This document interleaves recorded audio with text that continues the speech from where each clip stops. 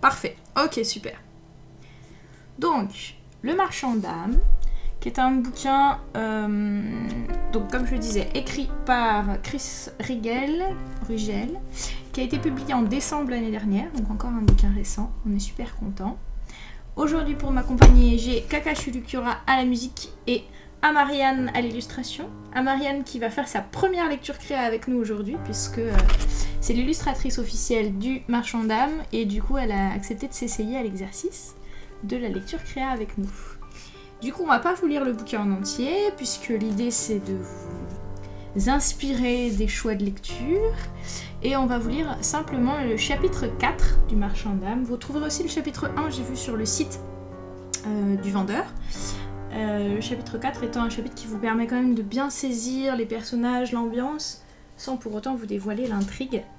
Donc c'est assez chouette. On parle d'un bouquin du coup qui présente, pour commencer, pas mal d'aspects mythologiques, puis on va rentrer dans l'histoire en accompagnant Orion, qui est le personnage principal, qui est un jeune homme qui a perdu tous ses souvenirs et pour lequel tout va basculer le jour où un petit peu de son passé revient le chercher.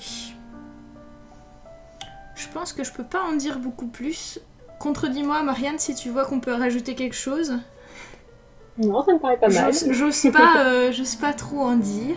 C'est un livre que j'ai beaucoup aimé parce qu'on est entraîné autant dans l'incompréhension d'Orion que lui-même, et surtout, c'est pas un livre où on comprend que dalle d'un bout à l'autre et où on va tout résoudre en 20 pages, quoi. C'est un livre où on comprend, on s'habitue petit à petit au monde dans lequel on est, on comprend petit à petit, puis en fait finalement on n'a pas tout compris, puis en fait ça se met à jour, puis... donc on progresse, on trébuche comme ça avec le héros pour essayer de comprendre ce qui se passe, et ça c'est très très chouette. Et c'est bien équilibré je trouve dans le déroulé du livre, donc c'est très agréable à lire. Voilà. Et puis, bah, on va commencer. J'attends un... Kakash, quand tu veux.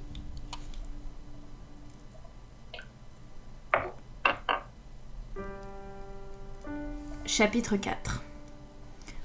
Peau grisâtre et flétrie, doigts gonflés et tordus, crâne dégarni et constellé de plaques rosâtres, respiration sifflante... odeur âcre. Le vieil homme repose sur une couche à même le sol dans un coin de la pièce. Au-dessus de lui, 3 cordes tendues, où, accrochées à de longs fils, pendent des plaques métalliques sur lesquelles sont inscrites des noms. Ceux des ancêtres. Les murs sont à l'image du sol. Des dalles fissurées et poussiéreuses. 2 hublots laissent filer la lumière du couloir. Orion déteste cette habitude qu'on se dit tac de calfeutrer les yeux d'Hélios dans la pièce où repose le futur mort. Quand le petit-fils, un homme à la trentaine passée, tire le rideau sur l'entrée, Orion se retient de hurler. La pénombre le rend hâtif et nerveux. Il la sent peser sur ses épaules. Genou à terre, il dépose la pomme noire sur le torse du client, articule la voix d'Hadès dans un souvenir. Orion sourcille. Il n'aime pas le terme. Ce vieillard qui repose devant lui respire avec difficulté. De la sueur macule son front. Ses doigts se crispent sur la couverture par intermittence, sa bouche est tordue dans un rictus de douleur. L'homme souffre. Il aurait dû être libéré depuis longtemps. Orion jette un œil aux plaques au-dessus de sa tête. Elles sont en métal. Pourquoi ne l'ont-ils pas utilisé pour abréger les souffrances du vieillard? Pourquoi avoir attendu si longtemps? Trouver un gisement est l'affaire de patience, mais le respect des ancêtres justifie-t-il de laisser un homme souffrir en vain? Il sent une émotion violente le submerger. Elle le brûle, pousse des mots contre ses dents serrées. Des mots qui exigent d'être criés et entendus. La mort ne devrait pas se marchander, pense Orion. Il se fige et tend l'oreille. Il a cru un instant avoir parlé à voix haute. si Hadès l'entendait. Il masse sa mâchoire, tente d'en chasser l'attention, mais rien n'y fait. Il serre des dents si fort qu'il perçoit un grincement désagréable. « Calme-toi et libère-le, il a assez attendu », se morigène-t-il. Il approche le caducée. 2 sifflements, 3 petites notes et le silence. La pomme d'or gît sur la couche vide, entre 2 rayons de lumière. Des particules flottent dans l'air. Le soulagement envahit Orion. La souffrance vient de quitter la pièce. Il regarde par-dessus son épaule. Les coins de la pièce ne sont pas touchés par Hélios, et l'obscurité, loin de se terrer face à son ennemi de toujours, y dresse son étendard. Le néant pourrait en surgir à tout moment, réalise soudain Orion. Il récupère la pomme et arrache presque le rideau dans son empressement à retrouver le couloir éclairé. Il est parti, annonce-t-il au petit-fils. Il tourne les talons sans attendre de voir la tristesse éclore sur ce visage fermé. Si jamais elle éclot. Orion n'oublie pas les nombreuses plaquettes dont le métal narguait le vieil homme à l'agonie. Il grimpe un court escalier et quitte le bâtiment. Il émerge au cœur du quartier Ithaque, une place autour de laquelle s'élèvent 6 hauts murs où se découpent des fenêtres et au pied desquels des arches préservent des pans d'obscurité. Ici, la lumière est plus vive qu'ailleurs. Orion ralentit le pas et calme la course effrénée de son cœur. Des enfants interrompent leur jeu pour le regarder passer et murmurent dans son dos des mots mêlés de respect et de crainte. Une adolescente tire de l'eau du puits central pour remplir son amphore. 3 vieilles femmes rapiècent une combinaison avec les restes d'une autre. Cela attire l'attention d'Orion qui les rejoint. Loin d'être gênée par sa présence silencieuse, elles continuent leur ouvrage et lui sourient. La première est aveugle, mais ses doigts extirpent avec aisance du vêtement usagé un fil. Elle tire, encore et encore. Le fil s'allonge et forme des arabesques dans le giron de sa voisine, une petite femme voûtée et sèche, qui l'enroule autour d'une baguette métallique. La troisième coud, avec des mouvements minutieux et lents, une combinaison déchirée au niveau de la jambe. Vos cornes d'abondance ne fonctionnent plus? L'aveugle lui adresse un sourire édenté. Nous bénéficions toujours de la bonté du grand Hadès, petit. Orion a un léger sursaut, surpris par le ton chaleureux qui enveloppe ce petit. Personne ne l'a jamais appelé petit. Je ne suis pas petit, ne peut-il s'empêcher de corriger. Cerbère est petit, Éleusis est petite, mais pas lui. Tu es jeune. Ta vie débute à peine comparée à la mienne. Ta vie est minuscule. Alors oui, tu es petit. Petit. Celle du milieu prend à son tour la parole. De plus, tu as un visage charmant et honnête, ce qui plaît à Eunomie. Ce petit est aussi une marque d'affection. Orion sourcille. Vous ne me connaissez pas. Mon âme est pleutre. Et Eunomie ne peut pas me voir, elle est aveugle. L'amusement éclaire les visages ridés.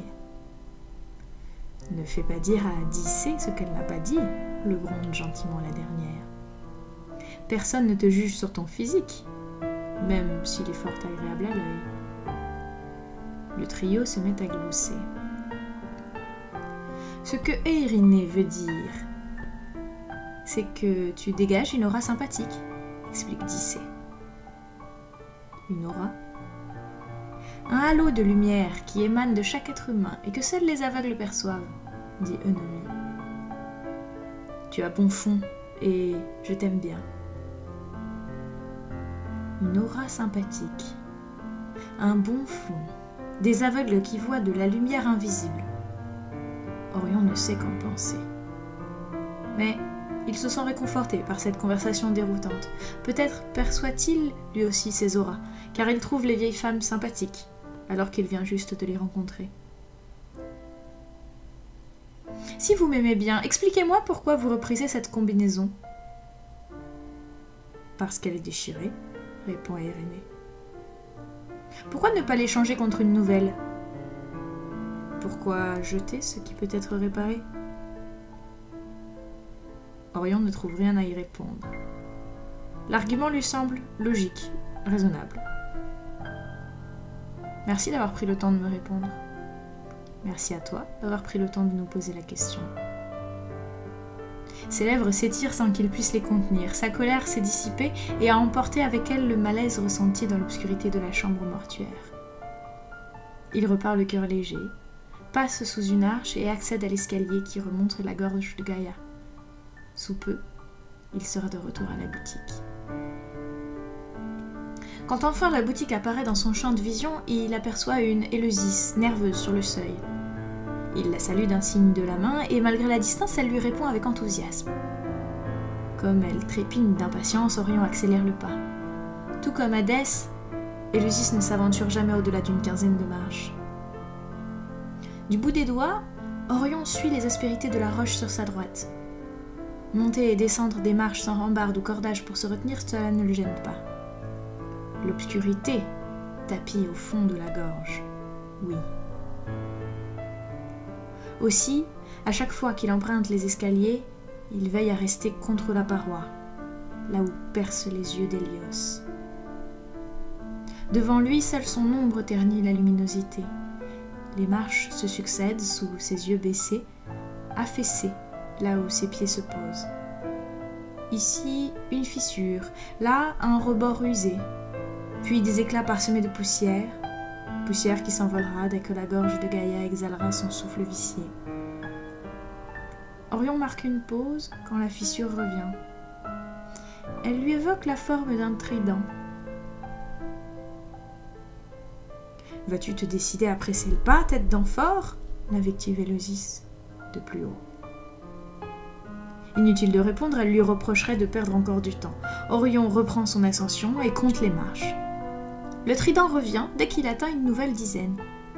Parfaitement identique. Le symbole de Poséidon n'est pas le seul à se répéter aussi souvent. Le rebord usé, les éclats, la poussière. Jusqu'à ce jour, Orion n'avait jamais remarqué combien cet escalier aime se répéter. Volonté divine ou simple caprice du hasard? Arrête de penser si fort, tu pourrais te fêler ta tête d'amphore, le réprimande Éleusis quand il atteint enfin la boutique.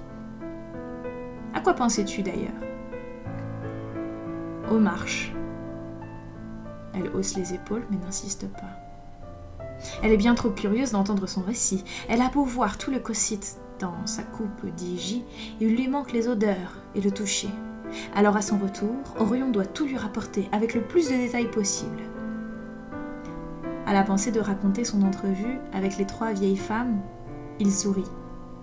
Cela lui permettra de raviver la joie de cette rencontre et estompera le malaise ressenti dans la chambre mortuaire qui lui reviendra avec les mots. Les aboiements de Cerbère arrachent un cri frustré à Éleusis et un soupir agacé à Hadès. Ce dernier est concentré sur sa partie de labyrinthe et fronce les sourcils. « Je ne veux pas qu'on me dérange, » prévient-il. Il fait passer une bille d'un noir brillant par-dessus une autre et élimine cette dernière. D'un coup d'œil, Orion se rend compte que la partie est mal engagée et il lui en restera 5 dispersés sur le plateau. Il se hâte de quitter la pièce. Hadès a la malheureuse propension à jurer à chaque fois qu'il perd. « Dépêche-toi » le presse Éleusis dans son dos. Tout ce suspense est insoutenable. Orion se surprend à lever les yeux au plafond. Il a l'impression d'être un Ouranien fraîchement banni de Gaïa. Après chacune de ses excursions dans le cocyte, Éleusis ne changera jamais. À sa grande surprise, il ne trouve pas Cerbère dans l'arrière-boutique. D'habitude, l'animal est là, posté sur le seuil, à aboyer de toutes ses forces, de tous ses petits poumons. Il n'aboie que pour les Ouraniens, et jamais il ne s'aventure dans leur jardin quand un banni y erre. Jamais. Aujourd'hui est différent des autres jours. Cerbère est dans le jardin, et il aboie. Quelque chose se noue dans le ventre d'Orion et il déteste ça. Sous les arbres, des ombres s'immobilisent à son approche. Des visages bronzés et stupéfaits le fixent comme s'il était Hadès en personne. Ils sont 4 et affichent un air coupable. Une pomme d'or roule jusqu'à ses pieds. Orion la regarde, puis avise les tuniques relevées qui contiennent les âmes des futurs habitants du Cocyte. Jusqu'à cet instant, jamais il n'aurait cru qu'une pomme puisse être cueillie par une autre main que celle d'Éleusis. Ses certitudes s'effritent peu à peu et la peur s'insinue, tel un poison dans son estomac. Le nœud se serre plus fort, devient douloureux et laisse la place à la nausée. Le goût brûlant de la bile se répand dans sa bouche. Blême, les Ouraniens se recroquevillent en sa présence sans s'apercevoir de son malaise. « Pardon, ô grand Dieu !» bafouille l'un d'eux, un sanglot coincé dans la gorge. « Mais la pitié !» Un autre le tire en arrière et ils courent, comme s'ils avaient Cerbère aux trousses, vers la haie de cyprès. Les portes sont grandes ouvertes sur la pièce immaculée. Orion est médusé. Il n'a pas plus réfléchi que cela à l'apparition des portes dans les murs qui les séparent de Gaïa. Ce qu'il voit appartient à Gaïa. Cette lumière, cette brise chaude qui soulève les boucles noires viennent de Gaïa. Il n'a jamais mis en doute l'existence de Gaïa, les Ouraniens sont la preuve qu'il existe un ailleurs. Mais goûter cette réalité ébranle encore un peu plus son bastion de certitude. Il a toujours connu le Cocyte, séparé de Gaïa. De même que jamais un Ouranien n'a pu échapper à Hadès, mais ce ne sont pas des bannis, comprend-il. Les Ouraniens franchissent le seuil, se ruent vers le grand escalier qui mène à la surface, et sous une poussée invisible, les portes se referment sur eux. Orion ramasse la pomme d'or et sent un poids désagréable s'installer à la place du nœud. La nausée ne le lâche pas. Éleusis va être furieuse d'apprendre que les Ouraniens ont profané son jardin et volé ses précieuses pommes d'or. Quant à Hadès, Orion ne préfère pas y penser. La réaction du dieu l'effraie d'avance. Il s'apprête à repartir vers la boutique quand les grognements de Cerbère l'arrêtent. Il repère l'animal furieux devant la rangée de boules de buis. Oreilles aplaties en arrière, poils hérissés, il montre 3 fois les crocs à une petite forme blanche. Les Ouraniens auraient-ils profité d'un bannissement pour commettre leur forfait? Il s'avance, s'immobilise. Devant lui se tient un enfant. Nue, sa peau n'est ni pâle comme la sienne, ni crieuse comme celle d'Hadès, mais du même immaculé que le marbre de la coupe d'Hygie. Sa chevelure s'arrête au niveau du menton, fluide comme de l'eau, nacrée comme le nautile qu'Éleusis a reçu de son oncle Poséidon à sa naissance. Orion n'a jamais vu un enfant pareil dans le Cocyte. Ce petit corps est dénué des rondeurs de l'enfance, parfaitement proportionné et asexué, réalise-t-il éberlué. Une voix lutte pour se faire entendre sous son crâne, cogne à ses tempes, mais Orion ne perçoit que quelques syllabes éparses dénuées de sens. Un souvenir qu'il a sacrifié à Hadès se débat pour remonter des tréfonds de sa mémoire. Comme cette voix du passé insiste et menace de libérer une migraine terrible, Orion la repousse avec fermeté et se focalise sur le banni. La Pythie a banni un enfant. Quel crime a-t-il bien pu commettre? Peut-être celui d'exister, songe-t-il. Il donne l'impression d'avoir été baigné dans de la chaux. Ni impressionné ni effrayé, le petit fixe Cerbère d'un air grave. Quand il tend sa minuscule main vers le chien, Orion a un geste réflexe pour l'en empêcher. Boule frémissante tassée au sol, Cerbère est prêt à bondir. Mais quand les doigts d'Albâtre glissent sur son pelage, toute colère le quitte. Et il remue la queue avant de se frotter contre l'Ouranien. Cette journée est de pire en pire, soupire Orion. Il s'approche, encouragé par les gémissements heureux de Cerbère qui offre son ventre aux caresses. Le visage opalin de l'Ouranien est éclairé par un sourire radieux. Ses yeux pétillent d'une joie contenue. Avec un soupir, Orion s'accroupit près d'eux. Comment va-t-il expliquer tout cela à Éleusis? Il croise alors le regard de l'enfant et, sous le choc, vacille. Comme les siennes, ses prunelles hésitent entre deux couleurs, vert et gris pour lui, bleu et gris pour l'Ouranien. Dans l'iris gauche, la même tache noisette se déploie. La même! Orion déglutit, se rapproche, son nez frôle celui de l'enfant. Il est regardé avec étonnement, puis enlacé avec joie. Orion ne sait plus que faire. « Je t'ai retrouvé », souffle le petit d'une voix musicale. « Retrouvé? De quoi parle-t-il » Le cœur d'Orion s'emballe sous le coup d'une émotion qu'il n'identifie pas. Cette étreinte inattendue provoque en lui un écho, une résonance. Mais aucun souvenir ne le prend à la gorge. Rien. Ses doigts effleurent alors sa tempe. Une chaleur agréable l'enveloppe. Il perçoit un nouvel écho, semblable au battement de son cœur, tandis qu'un mot s'impose soudain dans son esprit. Il s'illumine, brille avec force, puis s'enflamme. Sonné, Orion s'effondre sur lui-même, bascule sur le côté. L'herbe lui chatouille la joue. « Tu t'appelles comment ici ?» demande l'enfant. « Ici? Pourquoi ici? Il pourrait porter un autre nom ailleurs ?» « Orion » bafouille-t-il. Il a l'impression que ses lèvres sont anesthésiées. Ses pensées ont du mal à s'organiser tant ce mot prend toute la place. Les flammes brûlent ses idées, consument sa concentration. Son corps lui paraît si lourd qu'il craint une seconde de s'enfoncer dans le sol. « Bonjour Orion, je suis Ganymède. Le mot que tu vois, tu dois le prononcer. » Pourquoi ? Parce que... Ce n'est pas une réponse, veut hurler Orion, mais le mot écarte tous les autres et franchit ses lèvres. Protégé. Sitôt prononcé, son esprit retrouve toute son acuité et son corps toute sa légèreté.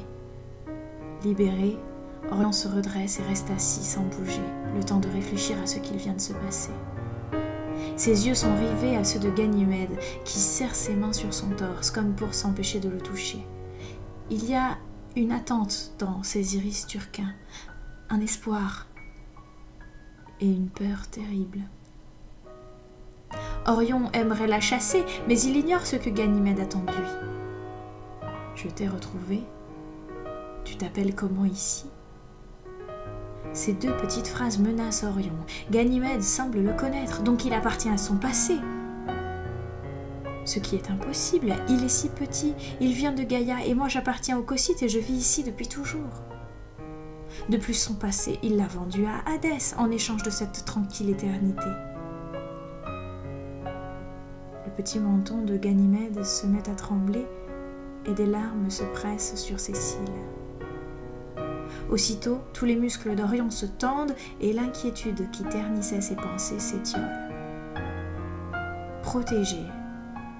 Hadès et Éleusis ne doivent jamais l'apprendre. Ils éloigneraient Ganymède de lui. Ganymède et sa tache noisette dans l'iris gauche, la même que la sienne. Non, cela, il ne peut l'accepter. Mais pourquoi? Bonjour Ganymède, souffle-t-il. Le sourire qu'il obtient en réponse illumine le jardin d'Éleusis avec plus de netteté que les yeux d'Hélios. Il dégage une chaleur qui brouille la vue d'Orion. Alors qu'il chasse l'humidité de ses yeux, Orion comprend. Il doit protéger ce sourire. Pourquoi l'ai-je accepté si vite? À nouveau ces deux petites phrases. Je t'ai retrouvé. Tu t'appelles comment ici? Orion secoue la tête. Il a vendu son passé à Hadès. Il doit l'accepter. Ganymède lui a demandé comment il s'appelait ici, ce qui veut dire qu'il ne compte pas lui révéler quoi que ce soit. Tant mieux. Maintenant, il lui reste à trouver un moyen de garder Ganymède près de lui. Assis à ses pieds, Cerbère halète de bonheur. Ses 6 yeux regardent l'enfant avec adoration. Étonnant, songe Orion. Personne n'a jamais eu droit à tant de dévotion de sa part, pas même Hadès. La loyauté, oui, l'affection aussi. Mais cet attachement-là dépasse tout ce qu'Orion a pu voir chez leur minuscule gardien. Il a soudain la conviction que si Cerbère devait choisir entre son dieu et Ganymède, ce dernier l'emporterait. Éleusis ne va pas aimer cela. Mais alors, pas du tout. Avec un profond soupir, il se redresse et tend la main à Ganymède. L'asexué l'accompagne jusqu'à la boutique d'un pas léger, Cerbère sur ses talons. Il ne cesse de sourire, comme s'il vivait les meilleurs moments de sa vie. Les doigts enroulés autour de son index émettent une chaleur surprenante. Orion a la stupide impression d'avoir toujours eu froid avant de rencontrer Ganymède. Ou retrouver Ganymède, pense-t-il, effrayé par sa propre audace. Éleusis n'est pas en vue quand il passe dans la boutique. Hadès s'est lancé dans une nouvelle partie, ce qui rassérène Orion. Il ne sait pas encore comment il va convaincre le dieu de ne pas envoyer Ganymède dans le palais du sommeil. Tout comme il ignore pourquoi il est persuadé que la sexuée survivra à l'ère du Cocyte. Mais une tempête va se lever sitôt qu'il en aura fait la demande. Sans hésitation, Ganymède s'approche du joueur concentré. Il penche la tête sur le côté, observe le jeu, scrute le visage fermé d'Hadès et sourit. Quand sa main se pose sur celle du dieu, Orion remarque d'abord le contraste de leur carnation. Sous sa peau blafarde du dieu se déploie une toile de veines rougeâtres qui pigmente son teint de rose sous le coup d'une émotion violente. Celle de Ganymède est d'un blanc inaltéré. Puis, l'absence de réaction divine l'alerte. Hadès ne s'emporte pas, ne jure pas, ne chasse pas l'emportant loin de son jeu. Non. Hadès dépose la bille qu'il tient, pose sa grande main sur la tête de Ganymède et sourit. Un sourire à la fois affectueux et ravi. À partir de demain, Ganymède me servira mon nectar.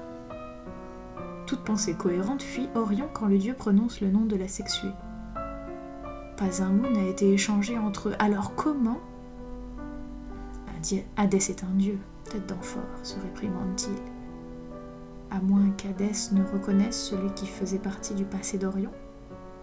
Dans ce cas, pourquoi le dieu vient-il de décider que Ganymède demeurerait avec eux ? Ah, fait Orion, prudent. Il a des traits délicats. Pas aussi éblouissant que les chansons de mon frère, mais son charme convient au Cocyte, continue Hadès, avec joie. Le malaise revient en force, s'enroule sur lui-même, tire jusqu'à former un nœud qui lui coupe le souffle. Ses genoux menacent de céder sous son poids. Orion se retient au dossier du fauteuil vacant face au plateau de jeu. Il attendait une tempête et se retrouve perdu sous un ciel bleu sans nuages. Ah, tu n'es pas bien prolixe en parole en temps normal, mais je constate que Ganymède te laisse sans voix. Oui, sans voix. Donc, Ganymède reste. La question manque s'étrangler dans sa gorge. Bien sûr qu'il reste, où veux-tu donc qu'il aille ? Cerbère émet un aboiement satisfait, lèche la main de Ganymède et file se rouler en boule sous le trône d'Hadès. Orion, lui, hésite entre le soulagement et l'envie de hurler. Pourquoi Hadès n'agit-il pas comme Hadès ? Le palais du sommeil, lui rappelle-t-il. Le palais est pour les Oraniens, Orion, pas pour les créatures d'origine divine comme Ganymède. D'origine divine, répète-t-il, la tête légère. Les asexués descendent de mon frère, Poséidon. De mieux en mieux. Ganymède est en quelque sorte le neveu d'Hadès. Gaïa et le Cocyte lui paraissent soudain minuscules. Il déglutit avec difficulté sans parvenir à en chasser la boule d'hystérie qui menace d'exploser à tout moment.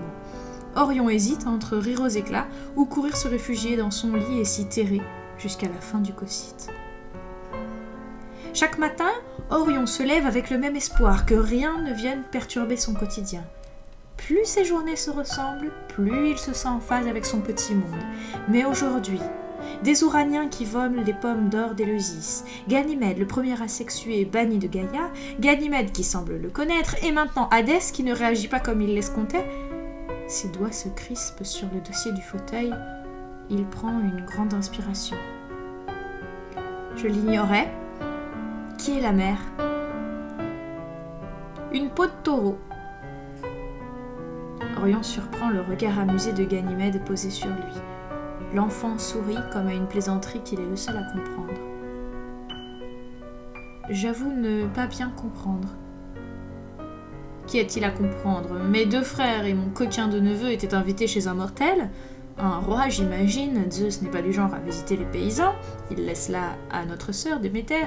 Toujours est-il que le roi a sacrifié un taureau en leur honneur. Ils ont dîné ensemble, la boisson a coulé. Un peu trop d'ailleurs. Hadès marque une pause et il tapote la tête de Ganymède une dernière fois et s'en retourne à son jeu. Je ne vois pas le rapport, insiste Orion, toujours aussi perdu. Poséidon a uriné sur la peau de taureau. Ce sauvage n'a jamais su se tenir en société. Pour dissimuler son manque de dignité, Hermès a enterré la peau dans le jardin. 9 mois plus tard, un asexué est apparu là où le forfait avait été dissimulé. Fin de l'histoire. C'en est trop pour Orion, qui s'effondre sur le fauteuil. Il est habitué aux récits rocambolesques des Olympiens, mais la naissance des asexués emporte la couronne de laurier. Haut la main. Puis, il repense aux explications amusées, quoique vagues, d'Hadès, quand Éleusis a vanté son ignorance sur la procréation. Puisque les asexués sont dépourvus d'organes reproducteurs, comment se sont-ils perpétués? Poséidon n'a tout de même pas uriné sur toutes les peaux de taureaux disponibles sur Gaïa. Ils se multiplient au contact de l'eau, répond Hadès, sans lui accorder un regard. Les lèvres du dieu s'étirent et dévoilent une canine. Orion connaît bien ce rectus. Il a pour nom « Peut-être que je parle vrai, peut-être que je parle faux. Tu ne le sauras jamais. » Orion, fit-tu père Éleusis du couloir, pourquoi ne m'as-tu pas livré cet Ouranien et le récit détaillé de ta descente en Ithaque? La fille d'Hadès entre dans la boutique, les joues enflammées par l'irritation. Elle se fige dès qu'elle aperçoit Ganymède. Ça y est, pense Orion soulagé. La tempête va se lever. Père? Éleusis, je te présente Ganymède, mon échanson. Je t'ai déjà parlé de la progéniture asexuée de mon frère Poséidon, rassure-moi. Non, glapit-elle d'une voix stridente. L'éternité ne me réussit pas, soupira Hadès, avant de retirer une bille du plateau. Éleusis s'approche avec méfiance. Ses petits sourcils froncés, une mèche de cheveux enroulée autour d'un doigt, et elle détaille Ganymède de haut en bas, scrute son visage, s'immobilise soudain. Quand son regard va de l'asexué à lui, Orion comprend qu'elle a remarqué la tache dans l'iris gauche de Ganymède, la même qui orne son œil. La jeune déesse mordit l'ongle de son pouce mais ne dit rien. Elle recule d'un pas et s'enfonce dans une profonde réflexion.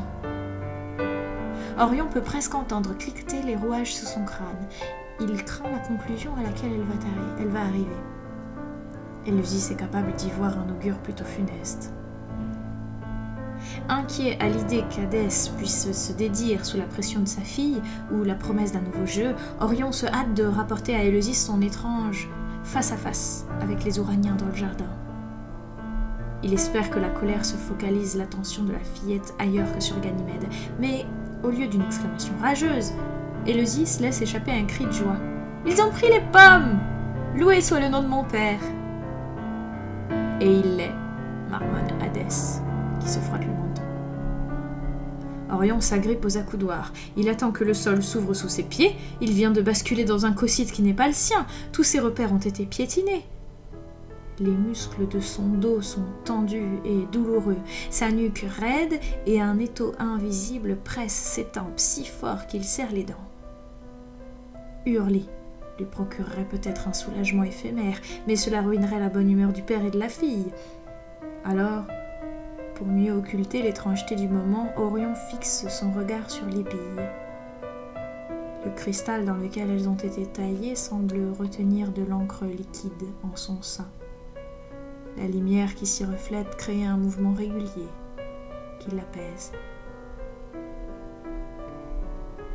Ganymède vient se réfugier sur ses genoux, niche sa tête au creux de son épaule et enroule ses bras autour du sien, avec une spontanéité qui émerveille Orion.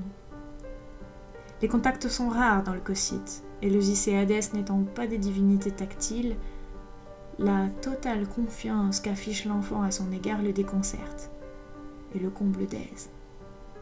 Le nœud dans son estomac se détend d'un coup. Protégé, entend-il. Oui, protégé. Son monde s'écroule peut-être, mais Ganymède restera avec lui. Cette certitude lui permet d'appréhender la situation avec un peu plus de calme. Orion observe alors Ganymède avec un peu plus d'attention. Nez mutin, menton volontaire, ongles nacrés et parfaitement ronds, et cette familière tache noisette dans l'iris gauche. Quand il surprend une ombre dans ses prunelles orageuses, une ombre acérée dans ses yeux rivés sur Éleusis, Orion reste interdit. L'étreinte de la sexuée sur son bras se resserre quand un pas de danse de la fillette la rapproche d'eux. Ganymède ne sourit plus, et cela évoque à Orion les yeux d'Hélios qui se ferment brutalement à la tombée de la nuit. Bien que perturbé par ce changement d'humeur, il doit bien s'avouer que la joie manifeste d'Éleusis le dérange beaucoup plus. « Ils ont volé les âmes du Cocyte, rappelle-t-il. Tu ne t'inquiètes pas de savoir pourquoi ? Ce vol, je l'ai voulu, mon cher Orion. Es-tu sûr qu'ils ont évoqué la Pythie ? Il grommelle. Oui, du bout des lèvres. Il n'accepte pas qu'Éleusis ait volontairement bouleversé les lois du Cocyte. Les lois existent pour assurer l'ordre et par conséquent la pérennité de toute une civilisation. En tant que fille d'Hadès, elle est la mieux placée pour le savoir. Ils reviendront, prédit Éleusis. Ses yeux brillent de détermination et d'espoir. La tension dans les épaules d'Orion se dissipe un petit peu. Il lui en veut, et pourtant, il la comprend. Oui, ils reviendront, murmure Hadès, et le moment venu, je retournerai sur Gaïa.